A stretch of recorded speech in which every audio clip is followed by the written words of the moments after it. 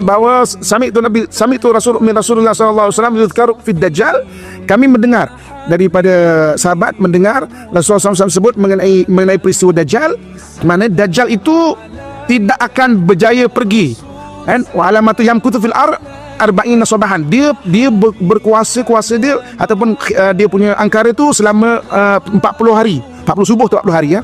Maka kesana kemarilah, kan. Kemudian la ya'ti arba'a masajid, dia tak akan pergi ke 4 masjid, ke 4 tempat. Pertama Kaabah tu mana Masjid Haram lah. Yang kedua Masjid Rasul yang berada di Madinah. Yang ketiga Masjid Aqsa, dan yang keempat Tur Tur Sina. Dekat atas bukit Tur Sina tu ada satu masjid lah, atau surau ataupun musalla di sana tu. Maka Nabi kata utuhu fasalli fihi, pergi ke Baitul Maqdis, ada Masjid Aqsa, kan.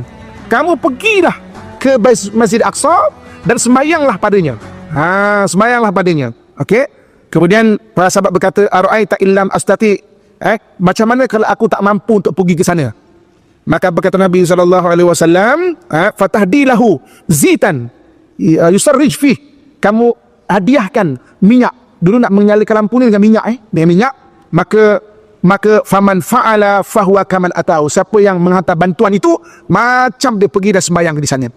Nah, sebab itu bicara mengenai bantuan ke Masjid Aqsa dan juga Palestin, maknanya kita bagi bantuan macam juga kita berada di sana berjuang juga, kan. Kita sembahyang juga di sana mengikut hadis Nabi SAW, kan. Jadi maknanya itu Baitul Maqdis dan juga Masjid Aqsa. Baitul Maqdis adalah negara, Masjid Aqsa ada masjid yang lebih diberkati, itu ada dekat Baitul Maqdis, Masjid Aqsa tu.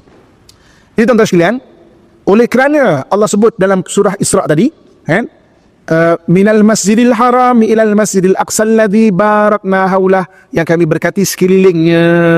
Kita tengok, Baitul Maqdis ni daripada tadi konsisten ayat, kami berkati sekelilingnya, kan.